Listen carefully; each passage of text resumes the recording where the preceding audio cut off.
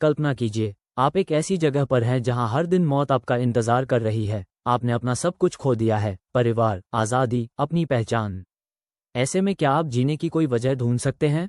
आज हम बात करेंगे एक ऐसी किताब की जिसने लाखों लोगों को इस सवाल का जवाब दिया है, विक्टर फ्रैंकल की मैन्स सर्च फॉर मीनिंग। ये सिर्फ एक किताब नहीं, बल्कि जीवन जीने का एक नया नजरिया है। तो चलिए इस इनक्रेडिबल जर्नी की शुरुआत करते हैं। इस किताब के लेखक विक्टर फ्रैंकल खुद ऑश्विट्ज जैसे नाज़ी कॉन्सेंट्रेशन कैंप में कैदी थे। वो एक साइकेट्रिस्ट थे और उन्होंने उन भयानक हालातों में भी इंसानों के व्यवहार का गहराई से अध्ययन किया। उन्होंने देखा कि कुछ लोग उम्मीद छोड़ देते थे, जबकि कुछ ऐसे भी थे जो हर दिन मौत के मुंह से जिंदगी का एक नया मतलब ढूंढ लेते थे। उनका सवाल था, ऐसा क्या था जो उन्हें जीवित रहने की शक्ति देता था? फ्रैंकल के अनुभव से एक बड़ा सच सामने आया।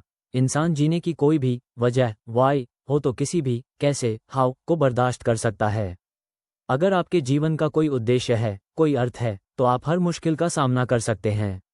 मायने यह नहीं रखता कि आपने क्या खोया, मायने ये रखता है कि आपने उस नुकसान में क्या सीखा और आगे बढ़ने के लिए क्या चुना। जीवन का अर्थ हमें मिलता नहीं, हम उसे खोजते हैं, बनाते हैं।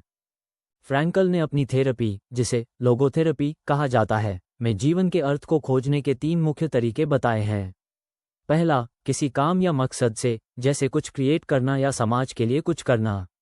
दूसरा, किसी अनुभव से, जैसे प्यार में पड़ना, कुदरत की खूबसूरती महसूस करना या दूसरों से गहरा जुड़ाव महसूस करना। और तीसरा, दुख के दौरान अपने एटीट्यूड को चुनकर। जब आप किसी चीज़ को बदल नहीं सकते, तो आप उसे देखने का अपना नजरिया बदल सकते हैं। इंसान की सबसे बड़ी आज़ादी क्या है? फ्रैंकल कहते हैं कि ये है अपना एटीट्यूड चुनने की आज़ादी।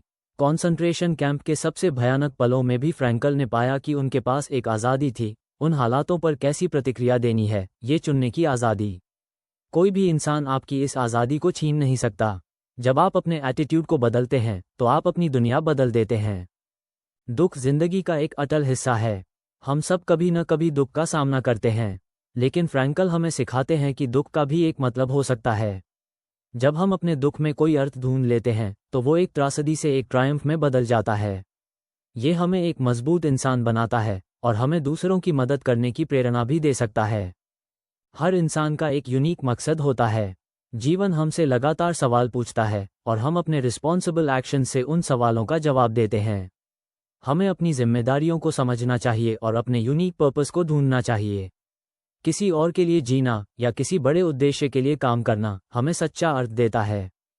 तो हम इस सीख को अपनी रोजमर्रा की जिंदगी में कैसे लागू कर सकते हैं? सबसे पहले, अपने से बड़े किसी मकसद को ढूंढें।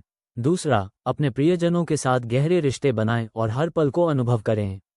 और तीसरा, जब भी आप किसी मुश्किल का सामना करें, तो याद रखें कि आपके पास हमेशा अपना रिएक्शन चुनने की आज़ादी है। अपनी आंतरिक शक्ति को पहचानें। विक्टर फ्रैंकल की मैन्स सर्च फॉर मीनिंग सिर्फ एक किताब नहीं है, बल्कि यह एक पावरफुल रिमाइंडर है कि जिंदगी कितनी भी मुश्किल क्यों न हो, हम हमेशा उसमें एक अर्थ, एक मकसद ढूंढ सकते हैं। ये हमें याद दिलाती है कि हमारा सबसे बड़ा हथियार हमारी चॉइस है, मुश्किलों के सामने हम कैसे प्रतिक्रिया देते हैं। ये किताब हमें हर हाल में उम्मीद और अर्थ की तलाश करने के लिए प्रेरित करती है। अगर आपको यह वीडियो पसंद आया और इसने आपको इंस्पायर किया, तो इस वीडियो को लाइक करें, हमारे चैनल को सब्सक्राइब करें और बेल आइकॉन दबाना न भूलें ताकि आप ऐसे और भी पावरफुल बुक समरीज मिस न करें। कमेंट्स में हमें बताएं, आपकी ज़िंदगी को कौन सी चीज़ सबसे ज़्यादा अर्थ देती है। मिलते हैं अगले वीडियो में।